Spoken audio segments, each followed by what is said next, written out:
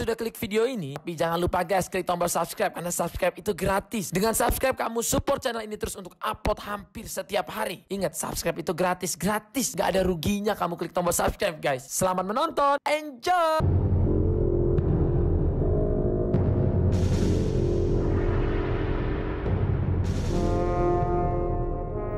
Jerusalem, the probable year 34 AD. As Jesus arrived, there was high tension. 500,000 Jewish pilgrims had gathered for Passover, the festival which celebrated their liberation from the Egyptians. And the Roman governor, Pontius Pilate, braced himself for trouble. In the Gospels, Pilate is a merciful man, a good Roman. But what was he really like? We do know a lot about Pontius Pilate, apart from the Gospels. We know about him from Philo, the Jewish philosopher of the 1st century, and Josephus, Jewish historian. And Pilate was fairly ruthless, especially with crowd control. So now Jesus is in Jerusalem. It's at Passover. Pilate would have had very hard, fast orders for this dangerous tinderbox situation.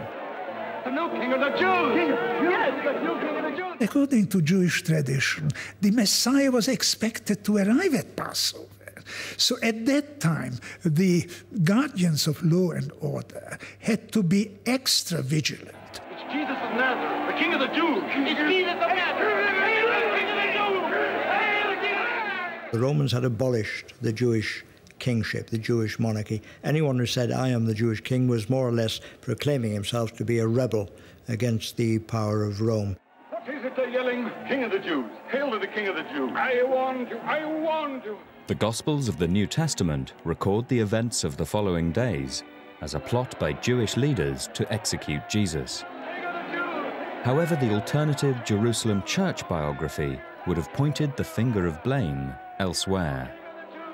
Instead of the Jews being the villains of the story, as they are in the Pauline Gospels, the Romans would be the villains of the story. Instead of having a Pilate who is so struck by the wonderful spirituality of Jesus that he's so reluctant to execute him, we would have a Pilate who was more similar to the real Pilate, the historical Pilate, whom we know to have been a vicious and rapacious butcher. After his arrival in Jerusalem on a donkey, Jesus upped the stakes. He entered the temple, the heart of the Jerusalem political and religious establishment, and drove the money changers and traders from its precincts.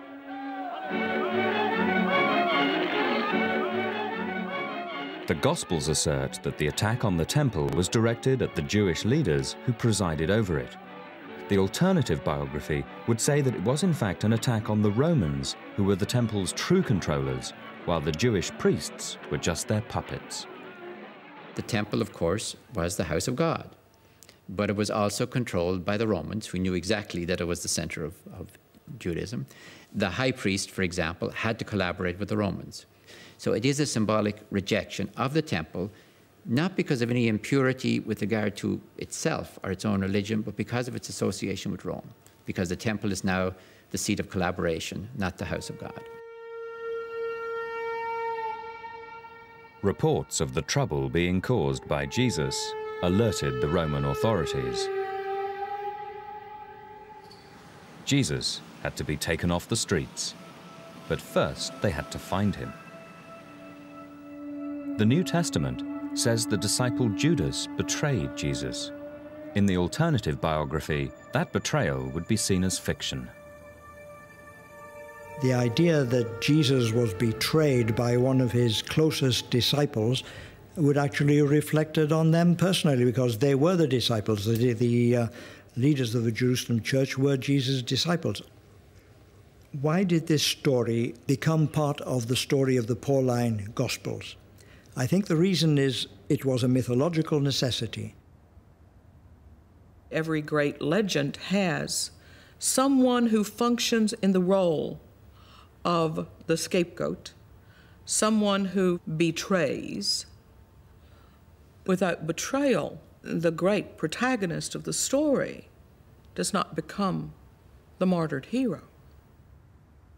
Now, the natural person for this role was Judas, because his name, Judas, was the same as the name of the Jewish people. And the Jewish people had been cast for that role in the gospel story as being the people who betrayed Jesus. Jesus was now under arrest. According to the New Testament, he was tried first by the Jewish priests for the blasphemy of calling himself the Son of God. He was then tried by the Romans for political subversion.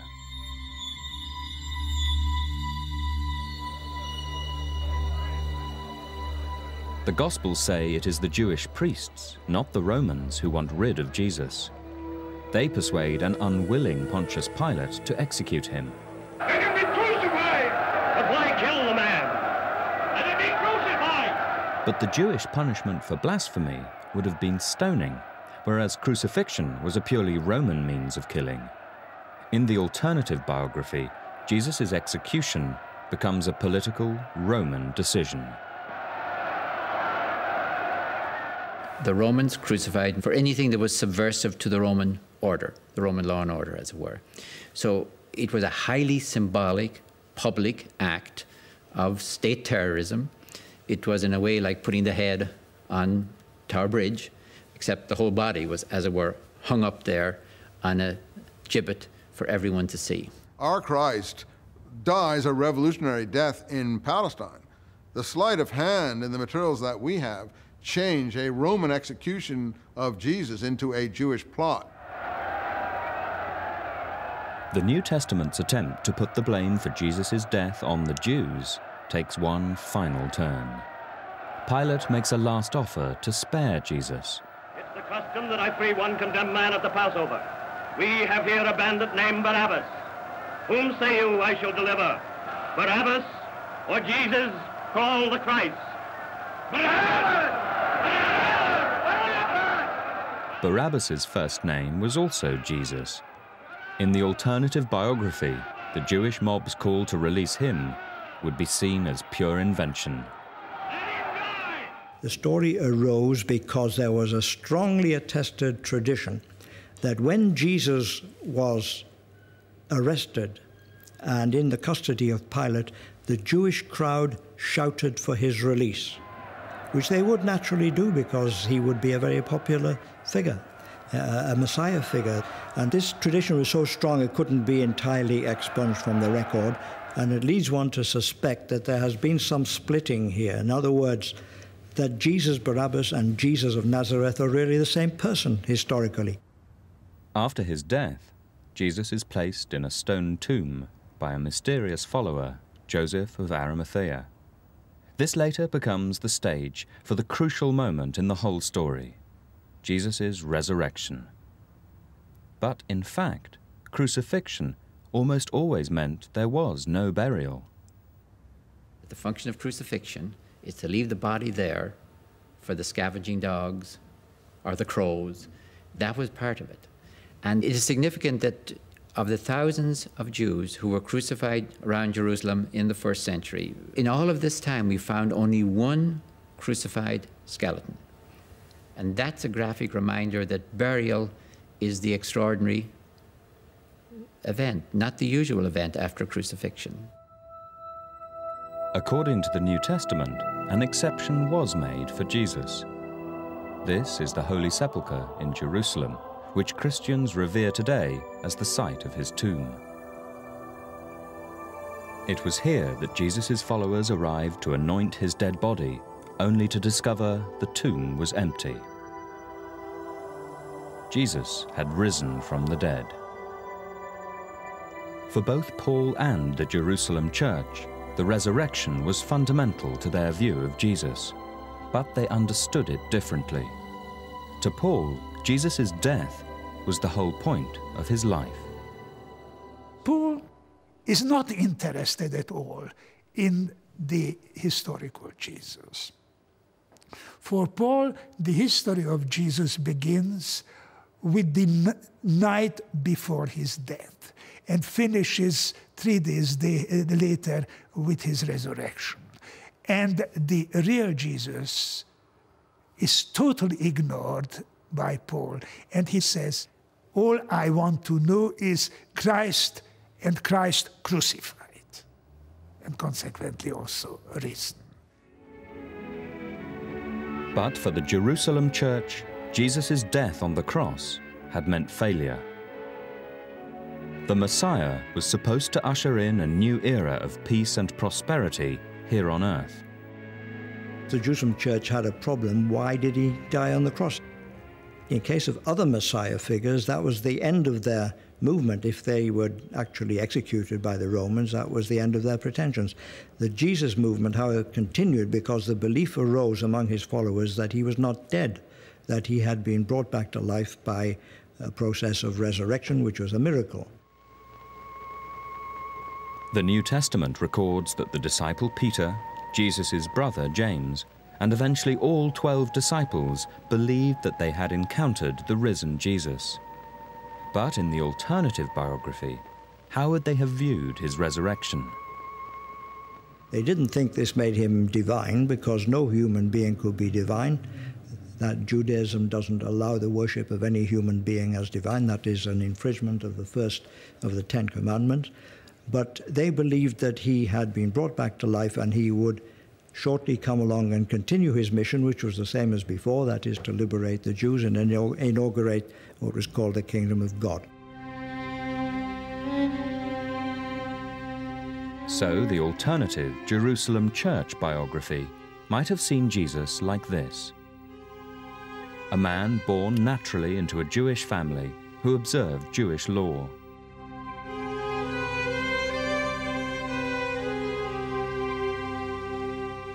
A charismatic healer and preacher recognized by the disciple Peter as the Jewish Messiah bringing liberation on earth.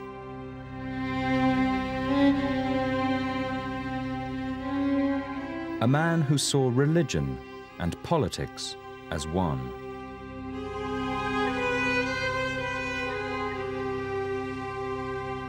And a man who reappeared after his death to carry on the liberation fight. And this may be the lost biography the very first Christians were given. If you think of a lot of early Christians continuing to go to Jerusalem for festivals, they will have met with people like Peter and James and with other of the apostles that were still in Jerusalem, and they would have heard this story. So if you like, it wasn't in any way a kind of marginal story, this one that's in Jerusalem. It was the one which was perhaps best known for the first generation or so of the Christian church. But as Paul's version began to catch on all over the Roman Empire, the role of the early leaders, in particular Jesus' brother James, began to be undermined. It's not just James, all the disciples. We find that all the disciples have a kind of poor press in the Gospels. They're all very stupid. They don't understand what Jesus is talking about.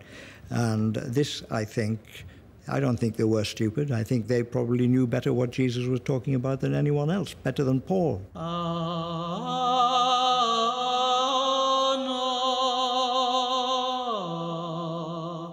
Of course, Christians believe it was the will of God that Paul's vision should become the basis for a new world religion. As for the successors to James and the Jerusalem church, by the 2nd century, they'd evolved into a small Jewish sect called the Ebionites, which was viewed as heretical by the mainstream Christian church. But if they had won the battle for the biography of Jesus, there would be no such thing as Christianity. The Jerusalem version is a much less potent message than Paul's version because it's so closely tied to the historical Jesus, whereas Paul's mission is based on the view that Jesus was the human form of God. But the Pauline picture has dominated Christianity for 2,000 years very effectively. So it's been enormously powerful and a great blessing. But at the same time, it is ironic that those who knew Jesus best and give us the most reliable picture of what he was like, in the end, their mission turns out to be treated as heresy.